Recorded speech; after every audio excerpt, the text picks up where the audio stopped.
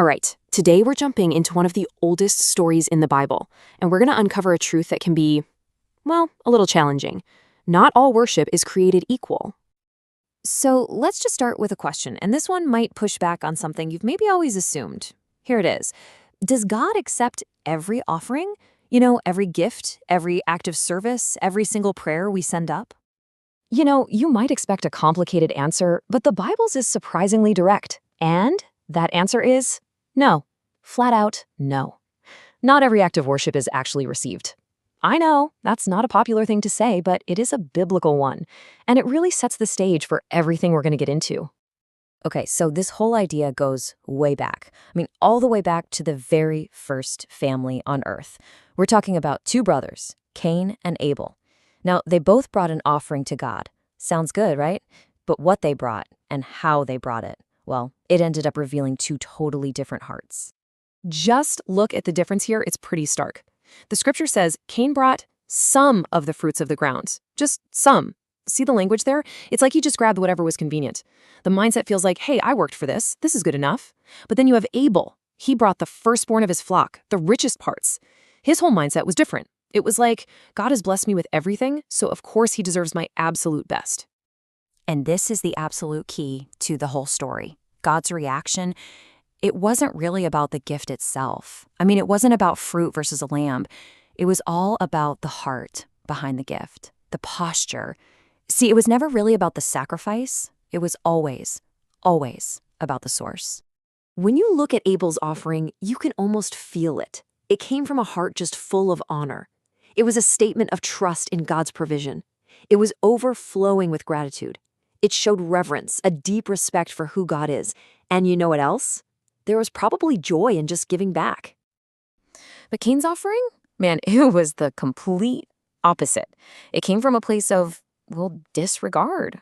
You can almost sense a fear of lack, Like if he gave his best, he wouldn't have enough left for himself. So it was this act of self-preservation, and it was rooted in this feeling that worship was just an inconvenience. And that kind of attitude, it almost always leads to resentment. Now, I know what you might be thinking. It's easy to just file this away as some ancient story about two brothers. But this dynamic, this contrast in heart posture, it is so incredibly relevant today. So let's talk about how this Cain mindset can actually play out in our own lives right now. Because here's the thing.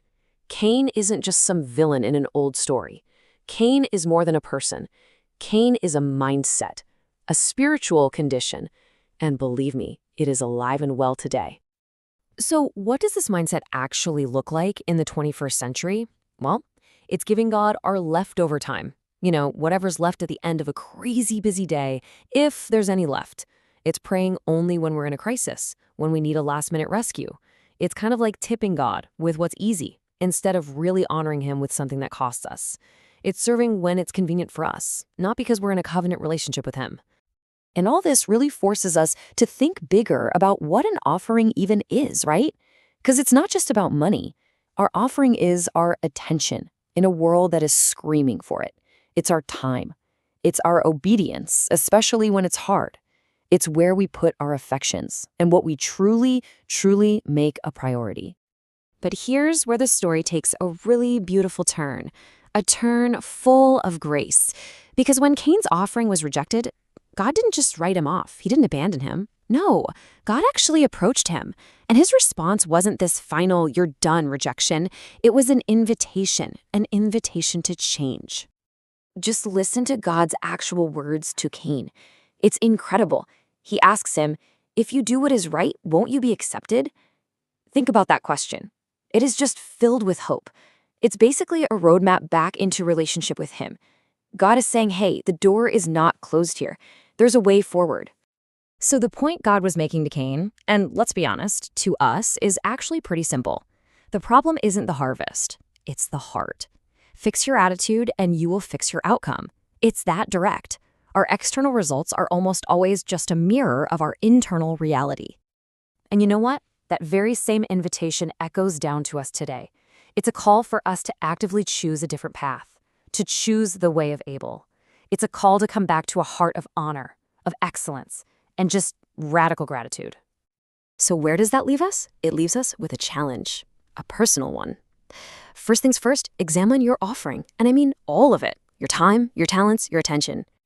And then examine your priorities. I mean, really look at them. What truly gets your best energy, your best focus?